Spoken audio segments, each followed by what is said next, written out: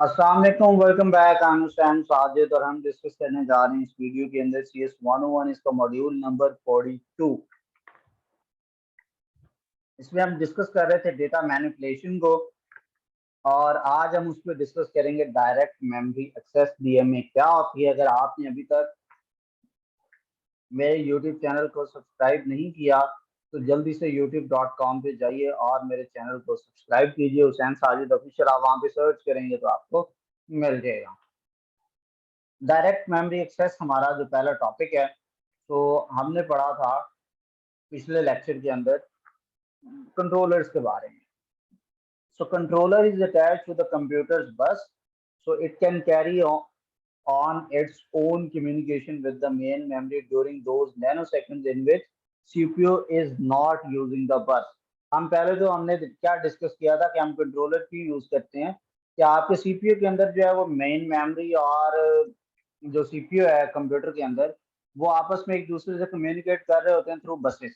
ठीक है, और उन बसेस के साथ जो है हम अटैच करते हैं कंट्रोलर को, और कंट्रोलर आगे से अटैच होता है फिर किसी एक्सटर्नल डिवाइस है, जिस तरह आपका माउस कीबोर्ड है, ये सारे क्या है, पेरिफेरल डिवाइसेस का हम इनको नाम देते हैं। ये जो कंट्रोलर जब आप कंप्यूटर की बस के साथ अटैच करते हैं तो CPU बीच में टाइम आता है कि वो बस को यूज नहीं कर रहा होता, तो उस टाइम पे आप जो कंट्रोलर है आपका, ये क्या करता है, ये अपनी कम्युनिकेशन स्टार्ट कर देता है मेन मेमोरी के साथ, क्योंकि उस वक्त वो देख रहा होता है कि CPU ने कोई मैसेज नहीं भेजा, लिहाजा इसको मौका मिल गया और ये अपने मैसेजेस भेज देता है। सो ये जो एबिलिटी होती है कंट्रोलर की कि वो मेन मेमोरी को एक्सेस कर सकता है, इसको आप DMA डायरेक्ट मेमोरी एक्सेस का नाम देते हैं। और it is a significant asset to a computer's performance, और ये कंप्यूटर परफॉर्मेंस का एक बहुत ही सिग्निफिकेंट एसेट है, आप कह सकते हैं इसको। यानी कि आप कह रहे हैं कि एक बंदा ताड़ में बैठा होता है, जैसे ही अगले बंदे ने दूसरी तरफ ध्यान हुआ वो अपनी कार्रवाई डाल देता है, तो कंट्रोलर बिल्कुल इसी तरह से काम करता है, क्योंकि CPU ने हर वक्त मेन मेमोरी को एंगेज रखा होता है थ्रू बसेस, तो ये नोट कर रहा होता है कि कहाँ पर CPU ने अभी जो है वो मेन मेमोरी को रिलैक्स किया है थ्रू बसेस, बस रेली है, तो ये बस को पकड़ेगा और बस के थ्रू जो है ये मेन मेमोरी से कम्युनिकेशन स्टार्ट कर देगा। इसको आप DMA डायरेक्ट मेमोरी एक्सेस का नाम देते हैं। For example, for instance, to retrieve data from the sector of a disk, CPU can send requests encoded as a bit pattern to the controller attached to the disk, asking the controller to read the sector and place the data in specified area of the memory।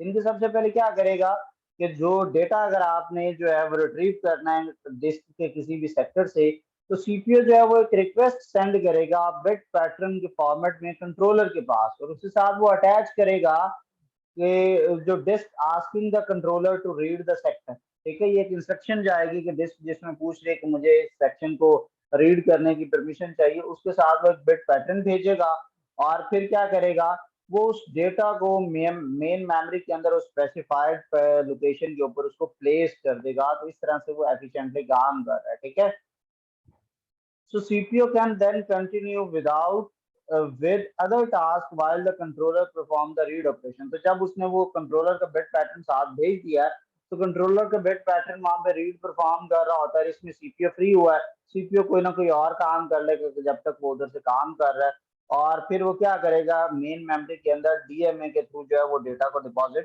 करवा देगा CPU। सो दो activities will be performed at the same time, कि CPU जो है will be executing a program and controller will be overseeing the transfer of data between disk and the main memory। यानी कि एक वक्त में दो काम हो रहे होंगे, काम तो सारा CPU की सुपरविजन में हो रहा है, लेकिन जो CPU है वो कोई और टास्क भी परफॉर्म कर रहा होगा, साथ में उसने कंट्रोलर को अलाउ किया कि आप जो अपना डेटा ट्रांसफर कर लो, आप जो है इस डिस्क और मेन मेमोरी के दरमियान में। ठीक है, सो इस तरह से क्या होगा कि कंप्यूटिंग रिसोर्सेज जो हैं CPU के वो वेस्ट नहीं होते during the relatively slow data transfer, कि डेटा स्लोली स्लोली ट्रांसफर हो रहा है, फिर भी आपका कोई भी बिट पैटर्न जो है वो उसमें मिस नहीं होता, डेटा लॉस नहीं होता, और आपका कंप्यूटर का कोई भी रिसोर्स जो है वो वहां पे वेस्ट नहीं होता। So the use of DMA also has the detrimental effect of complicating the communication, के डेट्रीमेंटल कहते हैं हार्मफुल इफेक्ट। तो आप डायरेक्ट मेमोरी एक्सेस का यूज कर रहे हैं तो इसका कोई एक हार्मफुल साइड इफेक्ट भी है। क्या है? Complicating the communication taking place over the computers बस। यानी कंप्यूटर बस के ऊपर जो मल्टीपल सिस्टम्स या मल्टीपल कंपोनेंट्स की कम्युनिकेशन हो रही होती है, वो एक दूसरे से शेयर कर रहे होते हैं चीजें, वो उस प्रोसेस को कॉम्प्लिकेट कर देता है, ये डायरेक्ट मेमोरी एक्सेस का, ठीक है। तो bit pattern must move between CPU and the main memory. CPU और मेन मेमोरी के दरमियान में भी बिट पैटर्न का मूव होना जरूरी है।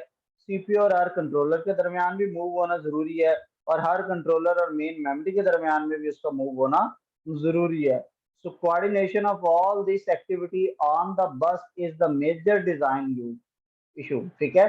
सो जो इस बस एक्टिविटी का जो भी कोऑर्डिनेशन होती है वो एक मेजर डिजाइन इशू होता है इसका, ठीक है।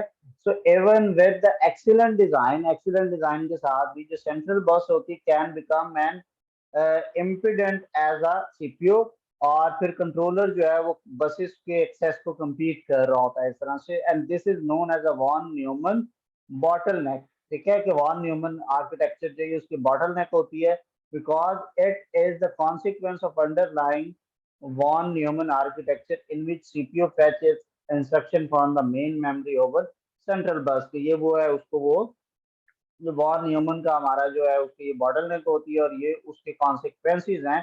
तो कुछ हमारे रिजल्ट्स के अल्टरनेटिव में जो भी उसके प्रोसेस के अगेंस्ट एक एक्शन होते हैं, तो वो सारा इस डीएमए के अंदर हो रहा होता है, ठीक है। तो ये हमारा एक छोटा सा लेक्चर था। इंशाल्लाह नेक्स्ट वीडियो में हम अगले को फर्दर डिस्कस करेंगे। अपना ढेर सारा ख्याल रखिएगा। अल्लाह हाफिज।